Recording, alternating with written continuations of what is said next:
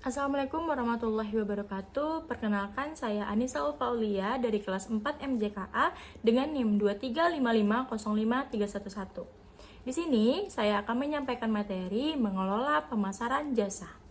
Baiklah, untuk mengelola pemasaran jasa di sini kita sebagai sumber daya manusia harus mengelola strategi-strategi khusus untuk meningkatkan daya saing serta kepuasan pelanggan. Sebelum kita masuk ke inti materi, kita harus memahami bagaimana sih karakteristik unik untuk jasa itu sendiri. Yang pertama itu ada intangibility, yang mana jasa itu tidak berwujud dan sulit dinilai sebelum dikonsumsi oleh konsumen. Selanjutnya itu ada inseparability, yang mana produksi dan konsumsi juga sering bersamaan dalam satu waktu.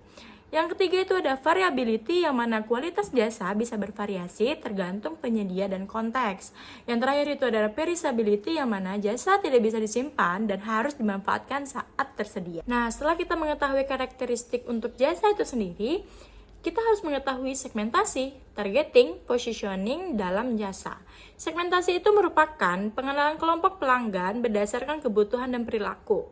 Yang kedua itu ada targeting, yang mana targeting itu adalah pemilihan segmen pasar yang paling menguntungkan dan sesuai dengan jasanya. Selanjutnya itu ada positioning, yang mana mendefinisikan citra jasa agar berbeda dan menarik di benak pelanggannya. Di dalam pemasaran jasa, itu memiliki bauran yang sering kita kenal dengan 7P. Yang pertama itu ada produk, yang mana jasa yang memenuhi kebutuhan pelanggan secara spesifik. Yang kedua ada promotion. Promotion itu merupakan komunikasi yang tepat untuk menarik dan mempertahankan pelanggan. Yang ketiga ada physical evidence, bukti fisik yang meningkatkan kepercayaan pelanggan terhadap jasa itu sendiri. Selanjutnya itu ada price, strategi harga yang mencerminkan nilai dan daya beli.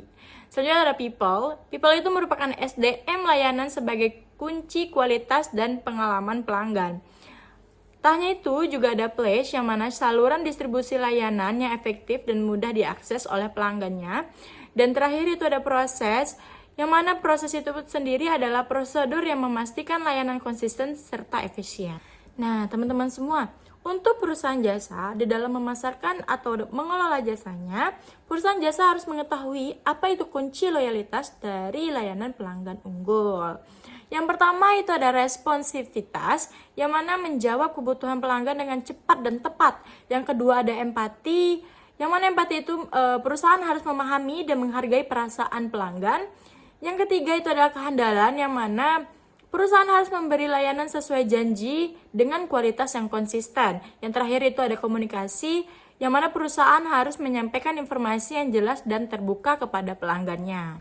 Perusahaan jasa biasanya itu melakukan pemasarannya melalui pemasaran digital, seperti di website profesional, dengan menampilkan profil dan layanan secara ringkas dan menarik. Yang kedua ada sosial media aktif dengan menggunakan konten relevan untuk menjangkau dan berinteraksi.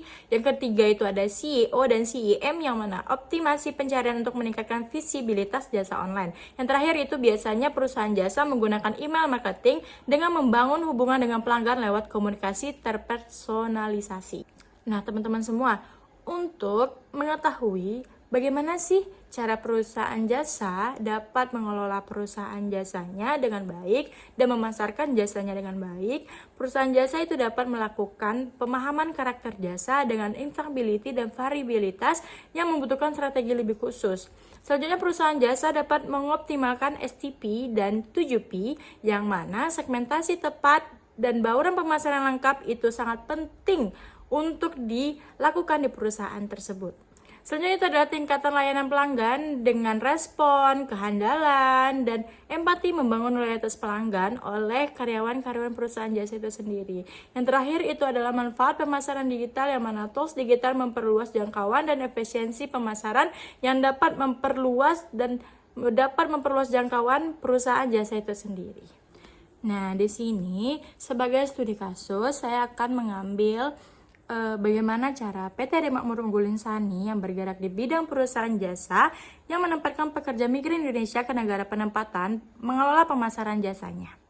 Baiklah, sebagai karyawan di PT Ade Makmur Unggul Insani, saya akan menjawab. PT Ade Makmur Unggul Insani yang bergerak di bidang penempatan pekerja migran Indonesia melakukan proses pemasaran jasanya melalui media sosial dengan promosi branding di TikTok, Instagram, WhatsApp.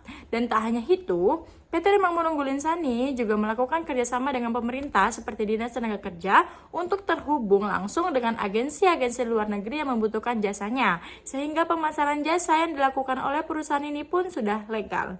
Dan PT Remang Menunggu Linsani selalu memberikan pelatihan kepada karyawan-karyawannya untuk menyokong bagaimana caranya memberikan pelayanan terbaik untuk menciptakan branding dan citra yang bagus bagi konsumen yang memakai jasanya.